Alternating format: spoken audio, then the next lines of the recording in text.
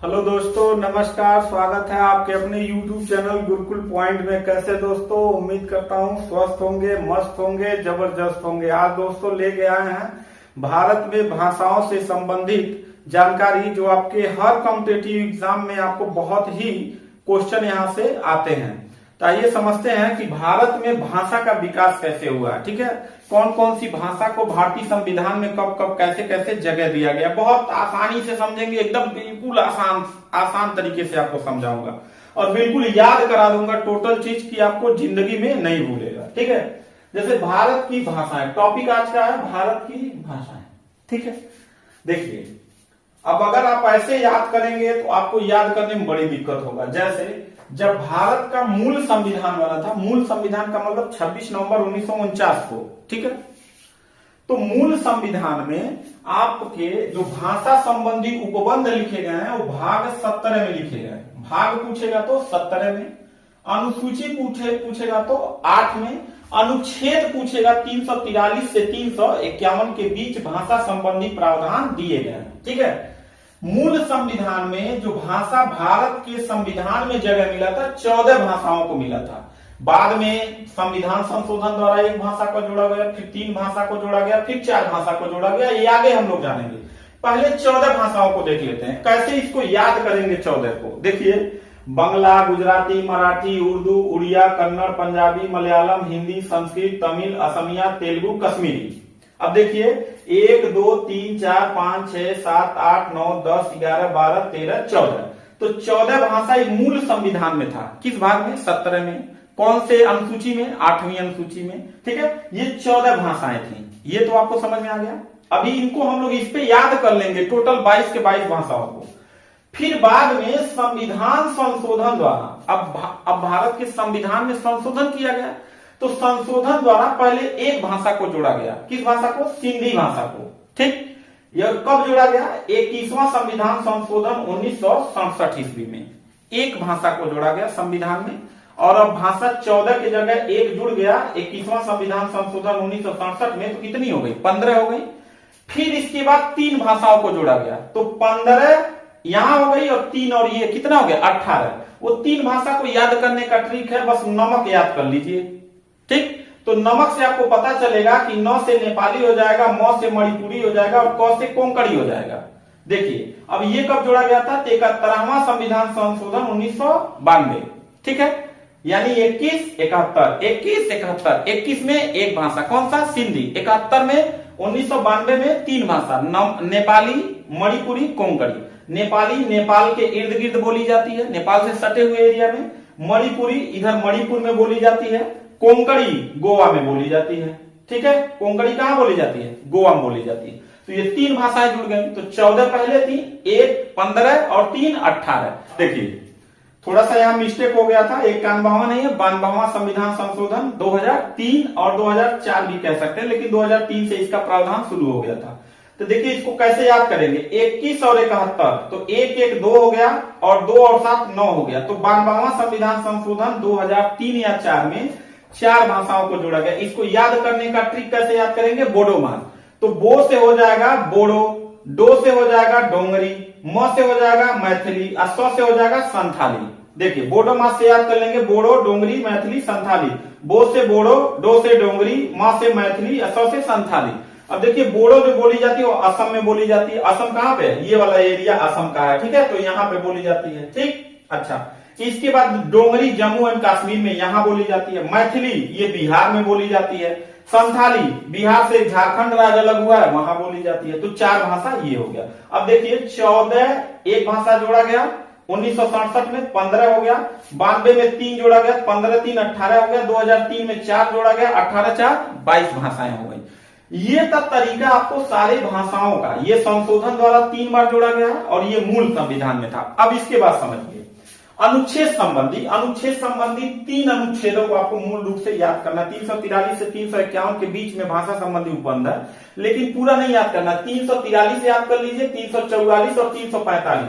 तो देखिए 343, 344 और 345 के अनुच्छेद में क्या है कि 343 में संघ की राजभाषा क्या होगी? हिंदी होगी। ये प्रावधान है कि संघ की राजभाषा, संघ मतलब पूरे भारत का, राजभाषा, राज्य भाषा नहीं, राष्ट्रभाषा नहीं, राजभाषा, जो ऑफिशियल काम में आप यूज करते हैं, क्योंकि भारत में सबसे ज्यादा हिंदी बोली जाती है, तो हिंदी होगी। और इसकी लिपि क्या होगी? देवनागरी लिपि होगी। ये कहां पे है? अनुच्छेद 343 में संघ की राजभाषा होगा।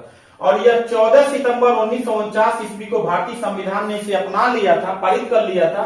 इसीलिए 14 सितंबर को हम लोग हिंदी दिवस के रूप में मनाते हैं, हिंदी दिवस के रूप में मनाते हैं। समझ में आ गया? ये हो गया अनुच्छेद 43। संघ की राजभाषा क्या होगा? हिंदी होगा। और उसका लिपि क्या होगा? देवनागरी होगा। 14 सितंबर 1949 को इसको संविधान में अपना लिया गया था, इसलिए हर 14 सितंबर को हम लोग हिंदी दिवस के रूप में मनाते हैं। दूसरा चीज समझते हैं, 344 कह रहा है राजभाषा आयोग का गठन के बारे में है। इसके प्रथम गठन किया गया था, जिसके अध्यक्ष थे बीजी खेर। इसके बीजी खेर अध्यक्ष थे। 7 जून 1955 में पहली बार राजभाषा आयोग का गठन किया गया था।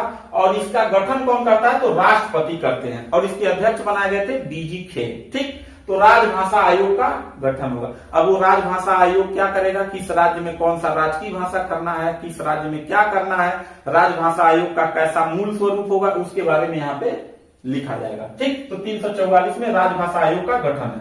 345 वेरी इंपॉर्टेंट है। देखिए, देश में किसी को राष्ट्रभाषा नहीं बनाया गया है, एक ऑफिशियल भाषा बना दिया गया भारत का राजभाषा। चलिए अब देखते हैं 345 को। 345 में राज्य की राजभाषा का वर्णन किया गया। राज्य का, राज्य मतलब स्टेट, और देश में राजभाषा का गठन किया गया। राजभाषा कौन सा होगा भाई? हिंदी होगा। लिपि क्या होगी? देवनागरी होगी। लेकिन इसमें विवाद होने का ज्यादा चांसेस था। अब मराठी वाला मराठी में अपना सोचेगा, हो हमारा राजकीय भाषा, इधर वाला बिहार वाला बिहारी भोजपुरी में सोचेगा, इधर जो है कि ये कन्नड़, तेलुगु, मलयालम ये सब अपना खोजेंगे। तो भारतीय संविधान को गढ़ा गया है, बहुत हिसाब से गढ़ा गया है, ना कोई बहुत नाराज हो पाए, ना बहुत कोई खुश होके अलगे हो जाए। तो एक संतुलन बनाया गया है। तो क्या किया गया कि हर स्टेट का राजभाषा अपना बना सकता है। क्या बनाएगा? जैसे यूपी को ले लेते हैं, हम लोग यूपी से हैं, तो यूपी में हिंदी को क्या है? राजकीय भाषा है। और उर्दू को दूसरा राजकीय भाषा बनाया गया था 1989 ईस्वी में। समझ में? तो अनुच्छेद 3 समझ लीजिए, तीनों का 343 में संघ की राजभाषा होगा, 44 में राजभाषा आयोग का गठन होगा, और 345 में राज्य की राजभाषा का वर्णन होगा। ठीक, ये समझ में आ गया। अब इन 22 के 22 को कैसे याद करें? अब देखिए, याद करने का तरीका, इधर हमने ऐसे कुछ एरो लगाया, ये समझिएगा कि ये एरो ऐसे गया है। ठीक है, कैसे गया? ऐसे। तो वहां पर देखिए ऊपर जम्मू कश्मीर है, तो यहाँ कश्मीरी, सिंधी, पंजाबी, हिंदी, बंगाली, असमिया, बस याद कर लीजिए। ऊपर से याद करेंगे कश्मीरी, सिंधी, पंजाबी, हिंदी, बंगाली, असमिया। ये ऐसे ऐसे चंद्राकार आकृति है, तलवार के आकार का। देखिए तलवार के आकार का है, तो ऐसे बस याद कर लीजिए कश्मीरी, सिंधी, पंजाबी, हिंदी, बंगाली, असमिया।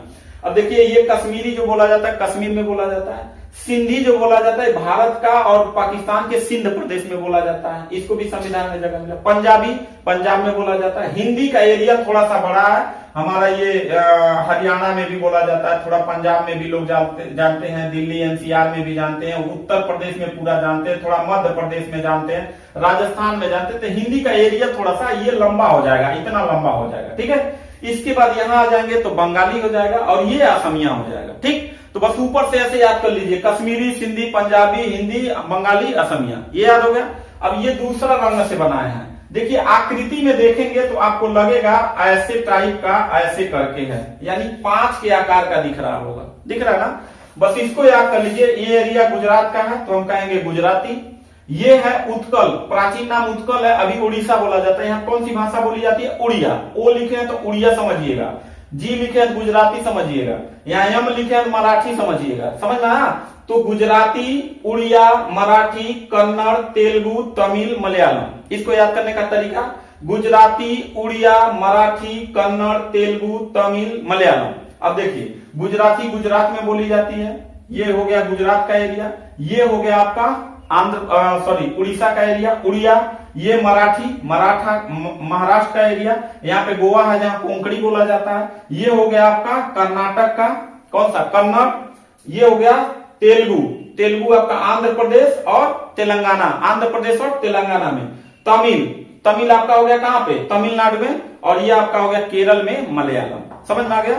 तो 22 की 22 भाषाएं आप याद कर चुके हैं पूरे इस ट्रिक के साथ। बस इसको 10-20 बार उल्टा सीधा, ऐसे उल्टा फिर सीधा, उल्टा फिर सीधा, फिर उल्टा फिर सीधा, इसको भी एक बार ऐसे एरो अपने दिमाग में बना लीजिएगा और इसको बार बार याद करिएगा। भाषा संबंधी आपको दिक्कत कभी नहीं आएगा। मिलता है नेक्स्ट वीडियो में, तब तक के लिए थैंक यू, धन्यवाद।